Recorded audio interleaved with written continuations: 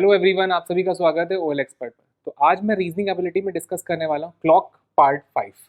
जिस पार्ट 5 में मैं आपसे mirror image, water image and slow and fast पे डिस्कशन करूंगा। तो नोटिस करिए, क्लॉक का part angle to time, time to angle, ये हम डिस्कस कर चुके थे। अब स्लो एंड फास्ट का कॉन्सेप्ट बचा हुआ है और साथ में mirror image and water image का कॉन्सेप्ट भी बचा हुआ है। तो आज की क्लास में मैं सबसे पहले आपको मिरर इमेज के बारे में बताना चाह रहा हूँ कि अगर आपके सामने घड़ी बनी है, उसका अगर मिरर इमेज पूछा जाए तो उसको कैसे कैलकुलेट करते हैं। देखिए, बहुत छोटा सा कॉन्सेप्ट है, अगर ये बात समझ में आ जाएगी तो बहुत ईजिली आप सॉल्व कर लेंगे कॉन्सेप्ट किसका, क्लॉक का, मिरर इमेज का। नोटिस करिए, आपके सामने कोई भी टाइम दे रखा हो, बस वो 1 से 2 बजे के बीच का या 11 से 1 के बीच का, नोटिस करिए 2 टाइम स्लॉट्स दे रखे हैं। अगर 11 बजे से 1 बजे के बीच का टाइम नहीं है, दैट मीन्स कि 2 बजे है, 3 बजे है, कोई भी टाइम स्लॉट हो, तो उसको आपको 11:60 से माइनस कर देना है। जैसे फॉर एग्जांपल के तौर पर मैं आपसे पूछता हूँ कि 5 बजे का मिरर इमेज आपको पता लगानी है। तो सिंपल सा कॉन्सेप्ट है, अगर 5 बजे बोला जा रहा है तो यहाँ पे 5 लिखना है, यहाँ पे 1160 लिखना है। अब 1160 में से जब मैं सब्ट्रैक्ट करूंगा तो 60 इधर मिल जाएगा, 11 में से 5 गया तो 6 हो जाएगा, 6 और 60 ऐड करके कितना हो जाएगा, 7 ओ क्लॉक। तो 5 बजे का जो मिरर इमेज कहलाएगा वो 7 कहलाएगा। तो आई होप ये समझ में आ चुका है। लेकिन अगर टाइम ड्यूरेशन, नोटिस करिए, 11 से 1 के बीच का होगा, मतलब 11 से 1 बजे के बीच का अगर टाइम ड्यूरेशन है तो उसको 23:60 से सब्ट्रैक्शन करा जाएगा। जैसे एग्जांपल के तौर पे मैं आपसे देता हूँ 11:15। अगर मैंने आपसे बोला, कितना बोला, 11:15, अब आप इस कैलकुलेशन को 1160 से सब्ट्रैक्ट ना कर कर किससे करेंगे, 2360 से सब्ट्रैक्ट करेंगे। तो मैं यहाँ पे लिख देता हूँ 2360, सब्ट्रैक्शन कितना करना है, 11:15 सब्ट्रैक्ट करना है। तो ज़रा सब्ट्रैक्ट करना है तो इधर आएगा 45 और 3 में से 1 गया 2, 2 में से 1 गया 1, तो 1245 आपका मिरर इमेज कहलाएगा। किसका, 11:15 का मिरर इमेज अगर आपसे पूछा जाए तो आंसर आएगा 1245, और अगर 5 का अगर इमेज, मिरर इमेज पूछा जाए तो आंसर आएगा 7। तो आई होप ये चीज़ समझ में आ रही होगी कैसे मिरर बन रहा है। इसी के सेम कॉन्सेप्ट पे बनता है वाटर इमेज। अब देखते हैं वाटर इमेज का क्या पार्ट। आपके सामने देखिए वाटर इमेज के बारे में बोला जा रहा है। देखिए, वाटर में जो मिरर होगा वो बॉटम पे लगा होता है, बहुत ध्यान से समझिएगा। मिरर इमेज में जो मिरर होगा वो इस साइड होता है वॉच के, और जो वाटर इमेज बनती है उसमें उस वॉच के मिरर बॉटम की साइड पर होता है, जिसको बोलते हैं वाटर इमेज। अब इसके कॉन्सेप्ट में क्या करना है मुझे, बहुत ध्यान समझिएगा। हमें कैलकुलेट करने के लिए अगर वैल्यू 630 से ज़्यादा है, 630 से बड़ी वैल्यू है, तो हमें सिंपल 1830 से सब्ट्रैक्ट कर देना है। अगर वैल्यू 630 से ग्रेटर है तो हमें 1830 से सब्ट्रैक्ट कर देना है। और अगर if the minute time is greater than 30, और अगर मिनट का टाइम 30 से ज़्यादा है, जैसे फॉर एग्जाम्पल के तौर पर मैंने अगर आपसे पूछा मैंने 7:25, अब 7:25 अगर मैंने पूछा है तो आप किससे सब्ट्रैक्ट करेंगे, आप इससे सब्ट्रैक्ट करेंगे 1830 से, 1830 से सब्ट्रैक्ट करेंगे। कितना, 1830 से सब्ट्रैक्ट करेंगे। देखते हैं आंसर कितना आ रहा है। यहाँ पे 5 आ जाएगा, और 18 में से जब 7 चला जाएगा तो वैल्यू कितनी मिलेगी मुझे, 11 मिलेगी। तो 1105 मिलकर आएगा। तो 725 का वाटर इमेज कहलाएगा 1105। आई होप समझ में आ रहा है, क्योंकि इसमें नोटिस करिए 630 से बड़ी वैल्यू थी और मिनट वाला जो पार्ट था वो 30 था, 25 था। तो नोटिस करिए 30 से कम था। अब अगर मैंने आपसे बोला कि 740 का अगर मुझे वाटर इमेज निकालना है, अब इस केस में नोटिस करिए मुझे 1830 से सब्ट्रैक्ट नहीं करना है। ऐसा क्यों, वो नोटिस करिए ऐसा क्यों होता है। देखिए, अगर 1830 से आप सब्ट्रैक्ट करेंगे, फॉर एग्जांपल आपने कर भी दिया, मान लेते हैं कर दिया, तो 30 में से कभी 40 जाएगा, नहीं जाएगा। तो इसको कैलकुलेट कैसे करते हैं, इसका 1 इधर आ जाता है तो ये बना देता है 90, और ये बन जाता है 17, इसी को बोलते हैं 1790। आई होप समझ में आ रहा होगा कि 1790 कैसे बना, क्योंकि जब ये इसको कैरी देगा तो पूरा 60 मिलेगा, और 60 + 30 दैट्स कॉल्ड 90 बन जाएगा। तो आपको करना क्या होगा कि 1719 बन जाएगा। अब 90 में से 40 चला जाएगा तो बचे कितना, हमारे पास 50 आ जाएगा इधर, और 17 में से 7 जाएगा तो कितना बचेगा, 10। तो 1050 इज द राइट आंसर बन जाएगा। अगर मुझसे इसका वाटर इमेज पूछा जाएगा तो 740 का वाटर इमेज 1050 बनेगा। आई होप ये चीज समझ में आ रही होगी वाटर में बॉटम का बन रहा होता है और मिरर में राइट साइड बन रहा होता है। अब ये बेस एंगल सेट कैसे हुआ, नोटिस करिए बेस एंगल सेट कैसे हुआ। जैसे आपके सामने जब मिरर बनी होती है तो नोटिस करिए जो सुइयां, दोनों सुइयां जब एक साथ एक जगह पर आती हैं तो वो कहलाता है 12 o'clock। और जब ये वाटर में इमेज होगी तो नोटिस करिए वाटर में इसी चीज को अगर हम देखें ध्यान से तो एग्जैक्टली यू बनेगी वाटर में। तो इस पार्ट को बोलते हैं 6:30 और इस पार्ट को बोलते हैं 12 o'clock, जिसको हम लोग बोलते हैं 11:60। बात एक ही है। तो ये हमारे बेस एंगल बनते हैं जिनसे हम मिरर इमेज और वाटर इमेज कैलकुलेट करते हैं। तो आई होप मिरर और वाटर इमेज के बारे में आपको चीज़ें पता चली होंगी। अभी हम लोग इसके ऊपर प्रैक्टिस क्वेश्चन करेंगे जिसमें और भी चीज़ें आपके डाउट्स क्लियर कर दूंगा मैं। तो जल्दी से आते हैं नेक्स्ट पार्ट पर, ध्यान से देखिएगा। अब देखिए स्लो एंड फास्ट का कॉन्सेप्ट बताते हैं। मैं आपको बता चुका हूँ कि मिनट वाली सुई आवर वाली सुई से 12/11 तेज भागती है, 12/11 तेज भागती है। लेकिन अब मुझे कैसे पता चलेगा कि घड़ी धीमी है या तेज है? नोटिस करिए अगर घड़ी नॉर्मल है तो उसको 65 5/11 में मिनट वाली सुई को आवर वाली सुई को पार कर जाना चाहिए। 65 5/11 पर मिनट वाली सुई को आवर वाली सुई से पार कर जाना चाहिए। लेकिन अगर वो इससे कम समय ले रही है तो दैट मीन्स कि घड़ी क्या होगी, फास्ट होगी। नोटिस करिए अगर इससे कम समय ले रही है तो घड़ी फास्ट होगी, और अगर इससे ज़्यादा समय ले रही है तो नेचुरल सी बात है घड़ी क्या होगी, स्लो होगी। और अगर इतना ही समय ले रही है मिनट वाली सी आवर वाली सुई को पार करने में तो दैट मीन्स कि घड़ी एकदम एक्यूरेट है। तो 65 5/11 से अगर वैल्यू छोटी है तो फास्ट आ रही है घड़ी, अगर 65 5/11 से वैल्यू बड़ी आ रही है तो नेचुरल सी बात है घड़ी स्लो चल रही है। अब घड़ी फास्ट है कि स्लो है ये क्वेश्चन पे डिपेंड करता है कि जिस हिसाब से क्वेश्चन होगा उस हिसाब से उसका आंसर बनेगा।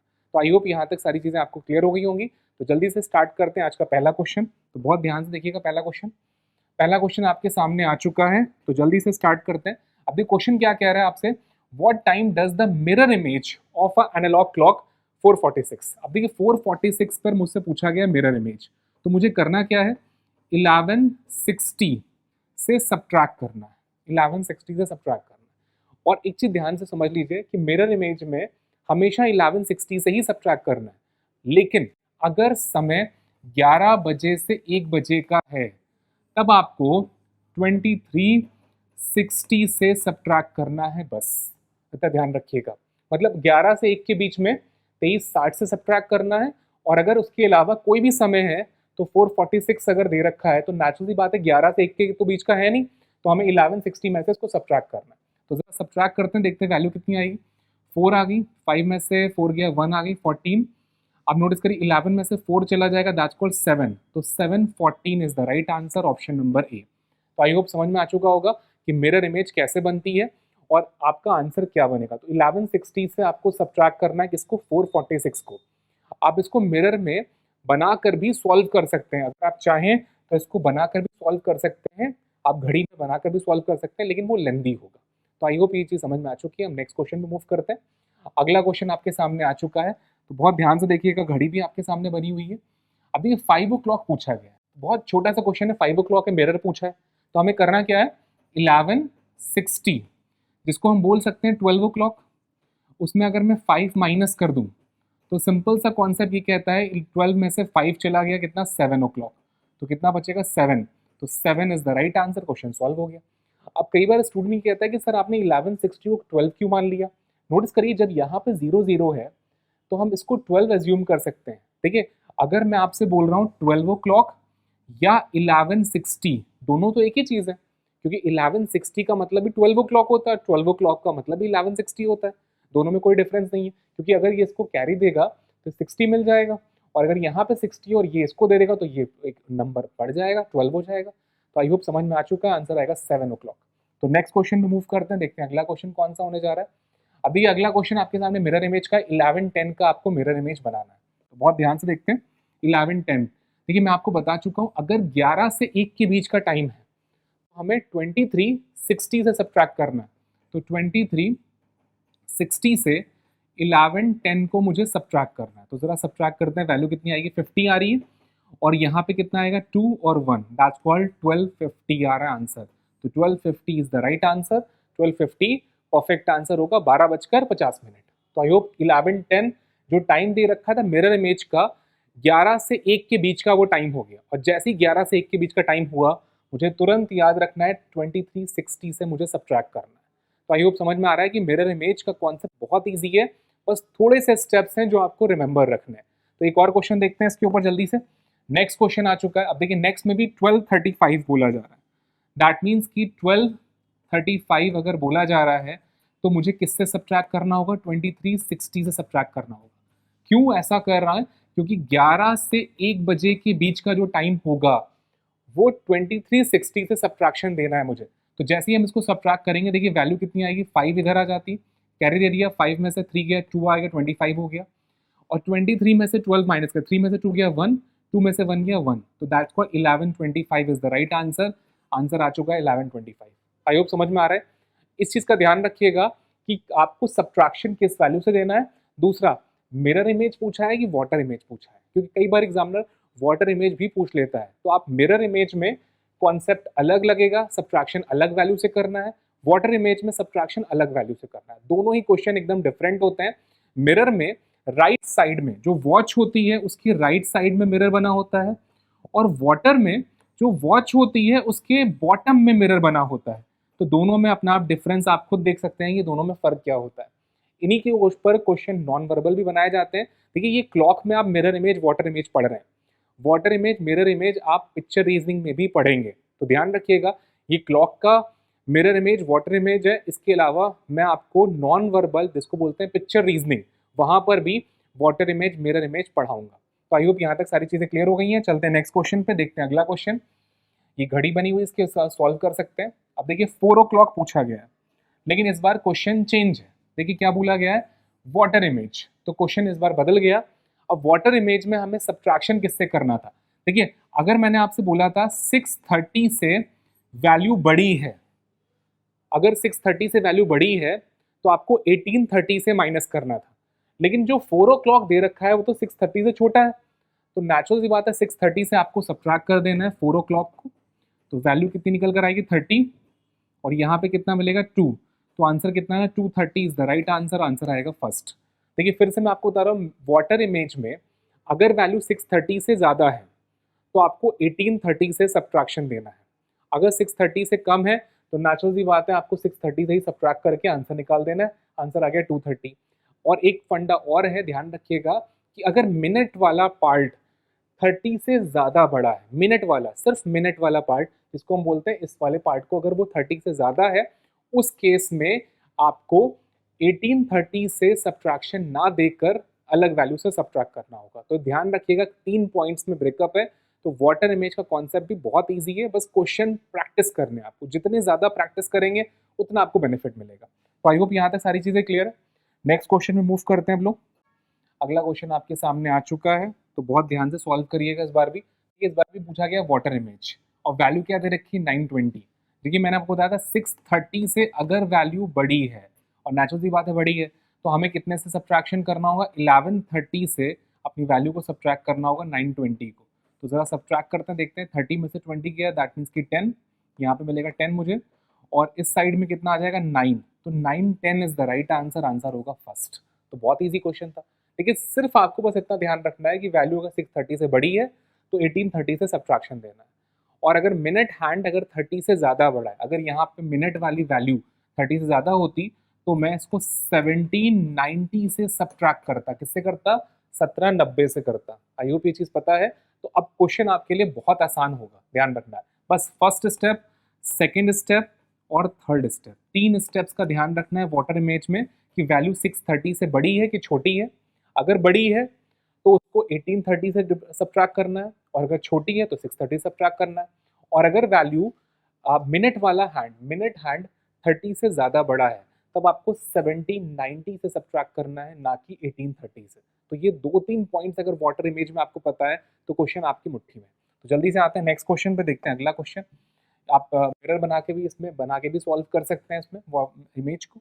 नेक्स्ट पार्ट देख सकते हैं। अब अगला देखिए वाटर इमेज फिर से पूछा जा रहा है अगले पार्ट में, तो बहुत ध्यान से सॉल्व करते हैं।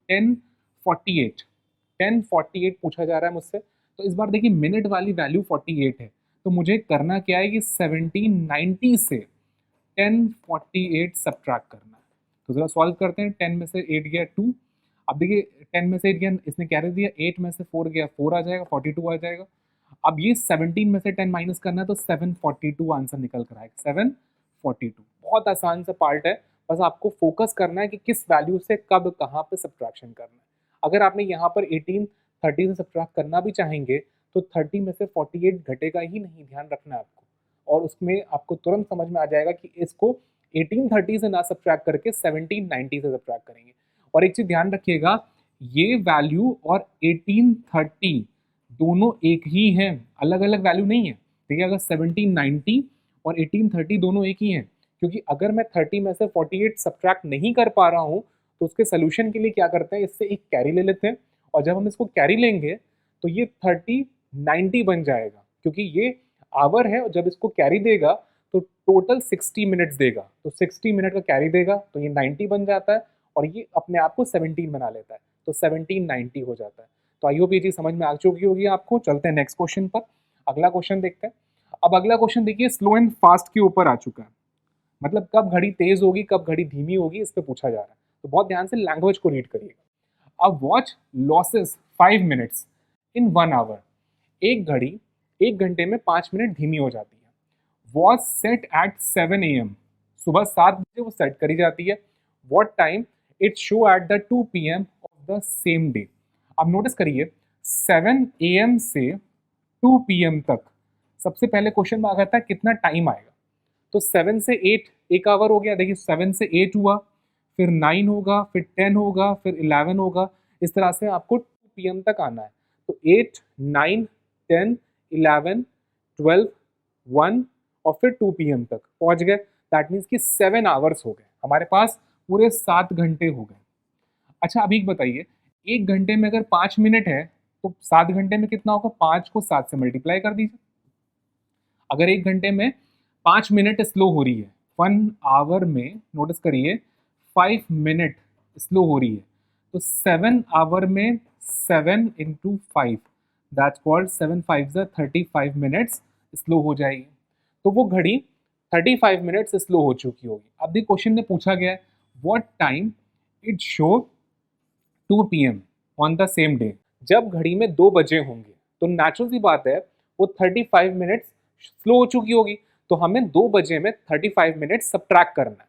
और जैसे ही हम 2 बजे में, नोटिस करिए 2 बजे में 35 मिनट सब्ट्रैक्ट करेंगे। अब नोटिस करिए 35 मिनट सब्ट्रैक्ट कैसे होंगे, नेचुरल सी बात है इसको कैरी दे देंगे तो ये वैल्यू 60 मिल जाएगी, 35 माइनस कर देंगे 25 हो जाएगा और यहाँ पे आ जाएगा 1 बच जाएगा।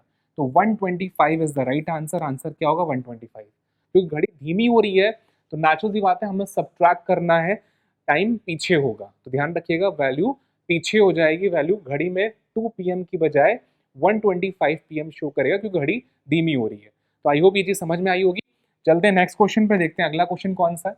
अगला क्वेश्चन आपके सामने आ चुका है, बहुत ध्यान से देखिएगा। इस बार भी देखिए वॉच में गेन की बात हो रही है, मतलब घड़ी तेज हो रही है। अब देखिए 1 घंटे में अगर 5 मिनट घड़ी तेज होती है, नोटिस करिए 1 आवर में 5 मिनट घड़ी फास्ट हो रही है, अच्छी बात है। और सुबह 8 बजे सेट करा गया, what time it will show at 8 PM। Natural सी बात है सुबह 8 बजे से रात में 8 बजे तक हमारे पास 12 आवर्स हो जाएंगे। अब देखिए 1 घंटे में अगर 5 मिनट तेज हो रही है तो 12 को 5 से मल्टीप्लाई कर लेते हैं, कितना हो जाएगा 60 मिनट्स, तो घड़ी 60 मिनट फास्ट हो जाएगी।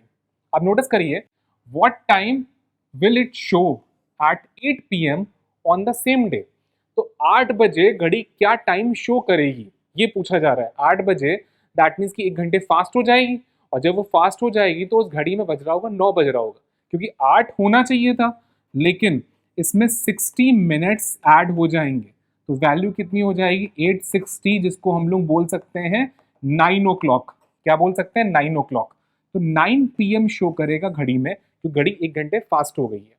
अब 5 मिनट अगर 1 घंटे में फास्ट हो रही है तो 12 घंटे में 60 मिनट फास्ट होगी, और हमारे पास सुबह 8 बजे से रात में 8 बजे तक, तो जब 8 बजेंगे एग्जैक्ट 8 बजेंगे तो घड़ी में शो हो रहा होगा 9 PM, क्योंकि घड़ी 1 घंटे फास्ट हो चुकी है। तो आई होप आपको स्लो एंड फास्ट का कॉन्सेप्ट समझ में आया होगा कि स्लो एंड फास्ट क्या होता है। तो आज की क्लास के लिए इतना हम लोग इतना ही रख रहे हैं, इसके आगे का पार्ट हम लोग आगे वाली क्लास में डिस्कस करेंगे। आई होप आज की क्लास समझ में आई होगी। Thank you to all.